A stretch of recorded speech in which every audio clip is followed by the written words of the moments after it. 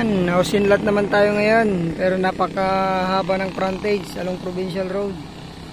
50 meters. Ayan, dalawang gate. 4,000, almost 4,000 tong bahay. Tapos may 8,000 sa likod. May fruit bearing. Andito pa rin tayo sa Anao. Anao, Tarlac. Ito po yung unang gate. Bubungad sa atin puno ng chiko. Ayun, wala po yung may-ari, kaya medyo masukal po ngayon, pero madali lang pong ano to.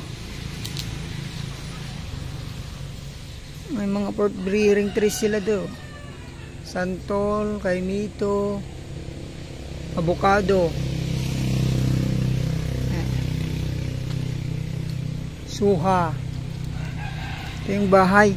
Yung kailangan lang ng repair yung bubong, pintura, pero maganda daw po sa loob. Tingnan natin. Ayan, may mangga din po, may nyug, santol, yan, saging. Ang gaganda. Ganda po yung ating frontage. Kaarin po natin sa likod muna bago tayo pumasok sa loob.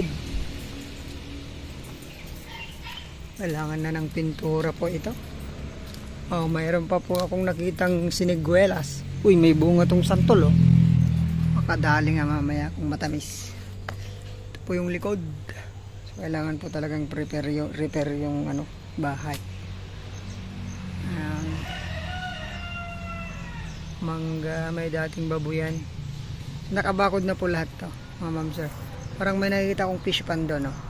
Ikutan na lang po natin, medyo ano, masukal dito sa likod. Pwede pong gawing business din to, business area. Kasi from bypass to Tiplex, ay exit pala, ano, 700 meters. Yan. So, napaka-busy po ng ano to, lugar. Daming sakyang dumadaan. Ang ganda daw po dati ito kung nung malinis pa. Ngayon ano, napabayaan na, nasa abroad daw yung seller nito, pero pwede namang makontak yan. Ayan po, meron na rin resibo ng tubig. Ito ang santol, malalaki ang bunga. Ayan, ano, fish pan, fish pan. Laki ng bunga. Kunin natin mamaya. Fish pan natin yata, eh. Fish pan talaga to. Fish pan na parang swimming pool na po. Ano, parang may hagdan, no? Nilagyan po dati ng tilapia. Ang lalaki ng ano, nahuhulog lang. Nay, sayang. Matamis yan natay? Matamis? Ayun. Ayun, matamis din yung isa. Ay, hindi. Ito, yan, okay lang. Ito kasi Bangkok to, eh. Kaya malalaki. Sarap siguro yan. Pwede nang pasukin natin. Oo, maganda ho ba loob? Ay, maganda.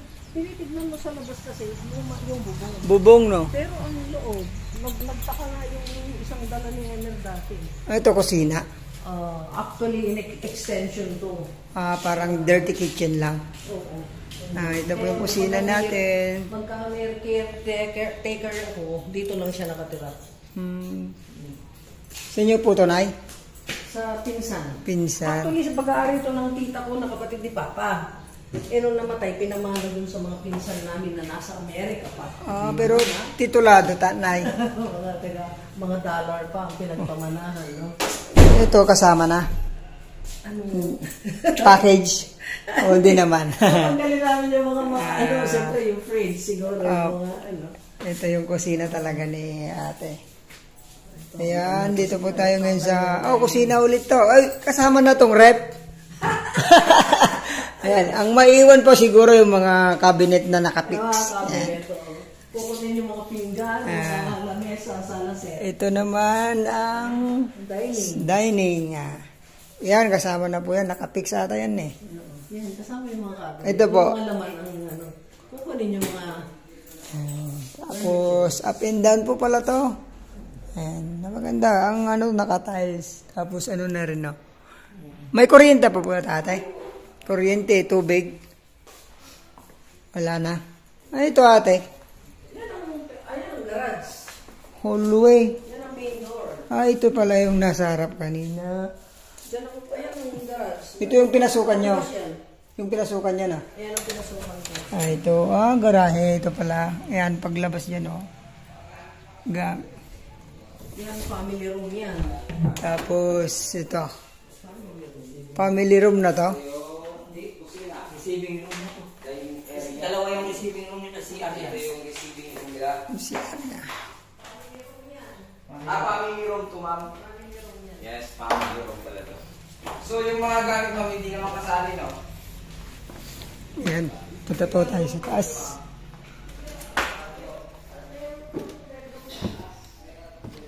Family room, nasa baba. Ayan. Up and down po pala to, mga ma'am, sir. Ayan.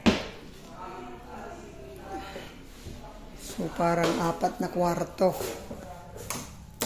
Oh, gumagana po ilaw. Unang kwarto. Ayan. Ayan. Aiwan na po yung mga sigurado. Ayan. Unang kwarto, tanaw mo sa labas.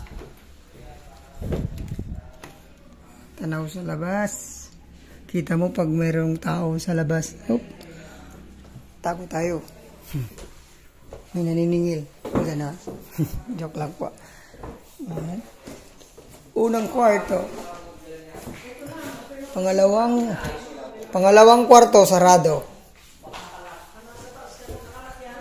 Pangatlong kwarto. Yan. Kasama po ba yung mga bed? Yung gamit daw, bro, hindi daw kasama eh. Hindi yung mga personal lang. Pero yung mga personal na gamit. Ayan. Ito ang pangatlong kwarto. Oh. Pang-4 na kwarto. Ay, CR pala to. CR po pala, CR. Oh, may heater, oh. Heater. Ayan, luwang po pala ng kwarto nila. Oh. Ay, kwarto. CR pala. Common bathroom yan. Common bathroom. Ito yung master. Master. Ayan, tignan natin yung master. Wow, luwang. Meron siyang sariling CR. Ito kasama na sigurado. Hindi. No, pinamana na sa akin yun. Ayan pa yung mga nakapix lang may iwan. Ito yung may CR na sarili, yung master bedroom. Ayan. So, naka-install pa itong mga tubig ata Oo. Yan, dumadating sila dito every year. Ayan na po. May aircon tong master bedroom nila. Ay, sara ko lang po yung CR. Ayan. Ayan, palabas na tayo. Maganda oh, salamin agad makikita. Ilang ano to na 4,000 square meter? More 3,000 something. 3,000 mahigit. 2,500 per square meter. Sagot niyo ang capital gain tax. Of course. Okay. Capital gain tax, sagot nila. Sagot nila ang yan. Yung mga magigiting nating ahente. Para makita kayo, magdamagin na magkano lahat. Masabi ko. So, yun po. Maganda rin yung loob. Pwedeng mag-business po rito. Tawad na lang po tayo kay nanay. So, check natin yung title kung malinis po. Lagay na lang natin sa ating description box. Yun, salamat po muli. Sana magustuhan nyo itong house inlet ngayon dito sa Anao, Tarlac. May sukat na 3,000 mahigit. Kulang na lang ng maliit 4,000 na lang po. Punong-puno ng fruit bearing trees. Pwede pong gawing gasolinahan. Commercial lot. Pwede po. So yun, sana magustuhan nyo ang house in lot na ito. Thank you so much. Pagpalain po kayo ng Panginoon.